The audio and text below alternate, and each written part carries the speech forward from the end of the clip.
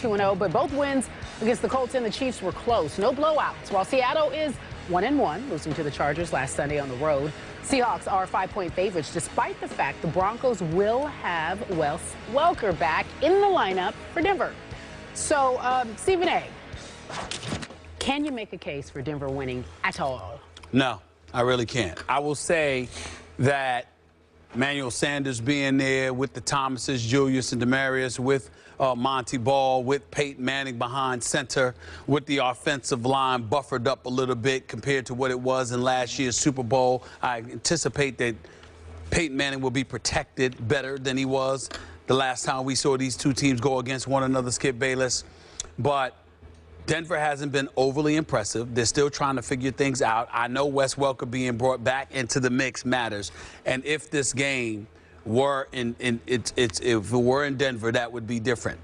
But because it's supposed to be in Seattle, I think that's going to have noise is going to play a huge factor. I understand that if anybody can deal with it, it's Peyton Manning. But I'm not assuming that will be the case on this particular Sunday. The one thing that I am willing to say is that I anticipate the game will be closer.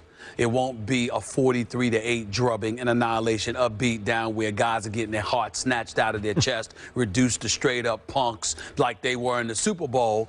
Obviously, you've got DeMarcus Ware, you've got Aqib Talib, you've got these boys in place, so I expect things to be a tad bit different. But in the end, the Legion of Boom is the Legion of Boom. They're coming off a loss in San Diego. They've got attitude. They're returning to their home turf. It's a Super Bowl rematch.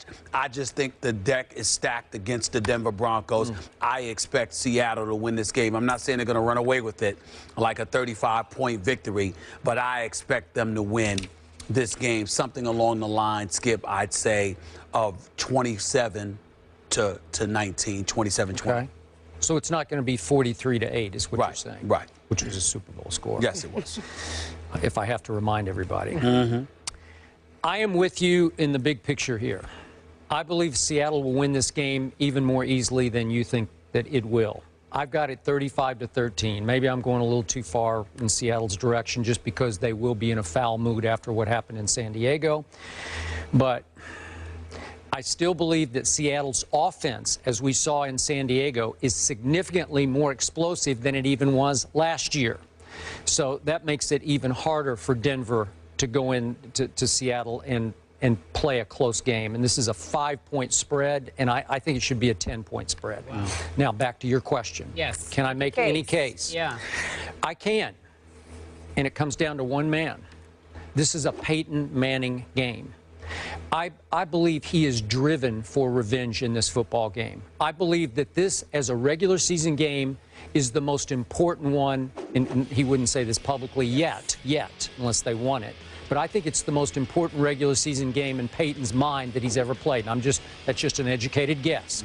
But have we not seen a different Peyton Manning so far this preseason and early regular season? In terms of his personality. Yeah. Yes. Has he not been more quick-tempered than you can ever imagine him being? Remember after that preseason practice, he just about flew into a rage. Remember him last week when he was going off on Thomas? I've never seen him like that. Thomas? Wow. I've never seen him. Just showed him up all the way up the sideline? Really? Why is that? Because the humiliation of 43-8 still burns deeply in this man's soul. I mean soul, his football soul. And I think he wants this game so badly to get some revenge off his performance, which, as you remember, he threw for 280 in the Super Bowl, 1 touchdown, 2 interceptions, had the 4th lowest QBR of his career since the stat was invented in '06. He was sacked twice. He was pressured 8 times. Seems like he was under duress almost every throw. And I thought it was mildly significant that in the preseason game between these two teams, which was in Denver, Peyton in the first quarter did lead a long touchdown drive, 61 yards, 14 plays. He was pretty good in that drive. He went 10 out of 13 for 78 yards. And it gave them a 7-0 lead. And you can say, oh, it's just the preseason. I think it meant something to him to say, I got to get back on that horse and ride it against the first-team Seattle defense. So, as you point out, Ryan Clady gives him a little extra blindside protection he didn't have in the Super Bowl. And, you know, we should see this play once more, because I'm hoping for Denver's sake that they don't snap the ball over Peyton's head on the first offensive play of the game. Can we see that, please? Yeah. Remember that? Seriously, wasn't that the end of the game? Seriously. Is it too much to say that psychologically they were beaten after the first play of the game? No. I mean, it was. Against that team, you can't do that.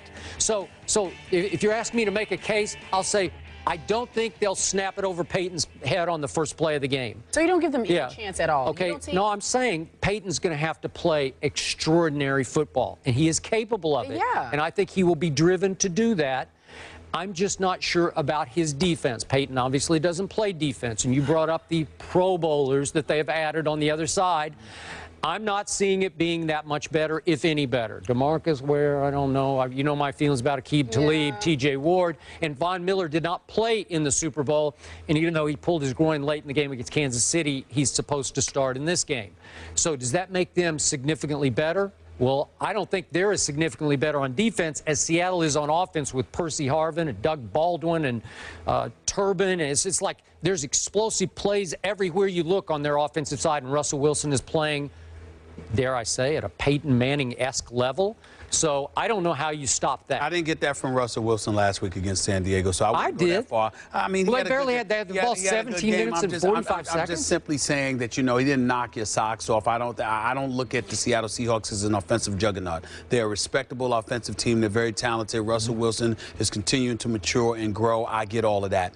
I'm more concerned about Denver's offense right now, because to me, when the offense isn't doing well, it demoralizes your defense. You got to remember, even though this defense is ranked 31st against the pass in the league, they're ranked 14th overall, 10 against the run.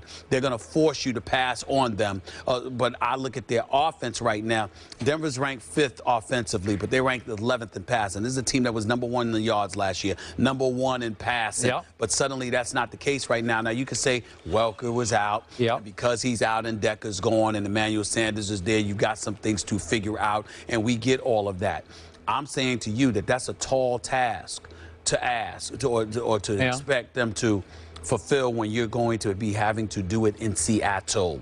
Now, if this were Denver, that would be different. But when you are on the road in the Pacific Northwest with that noise, that crowd, and the magnitude of this game, a rematch of the Super Bowl this early in the season, coming off a loss, I think that puts Denver in a very, very bad spot offensively. And to me, they've shown a willingness, a propensity rather, to really just sink and demoralize because they're not flowing with their offense. If Peyton Manning is flowing and he's showing you he can put points up, the defense will respond. If we could just get this stop here, if we could just get that stop there. But when the offense isn't doing anything, then the defense just tends to fold for John Fox. And that's what I see, and that's the problem. I am with you. So, after what we saw, the blueprint provided by Phillip Rivers, going after Richard Sherman, quote unquote. I'm not sure he really went after him, but he went over there a few times. He wasn't afraid. And Eric Allen, we had on the show on Monday, made the point that the little quick guys do give Richard Sherman a little more trouble because he's longer and taller and it takes him a while to get unwound. So does Denver have the personnel? Well, is it Wes Welker? Can you split Wes Welker to the right by himself, which he's a slot guy now? Could you try to get him matched up with Richard Sherman? Would he cause Richard Sherman problems on little underneath option routes? Bing, bing, bing, bing, you know, like Richard's trying to cover him by himself? I don't know. Is that what you try to do? That's the only little quick guy I see for the Broncos. I know this much.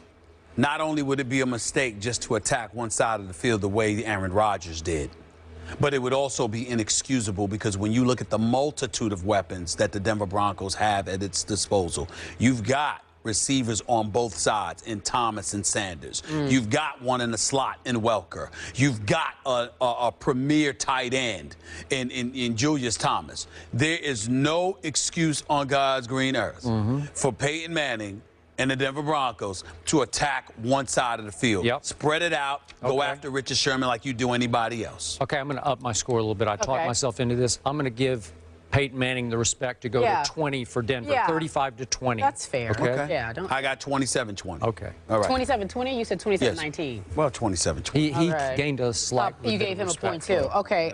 You say, in your opinion, this is probably, if you had to guess, the most important regular season game for one Peyton Manning. We shall see. That. Game is Denver at Seattle, 4:25 Eastern. Let's move on. The NFC East.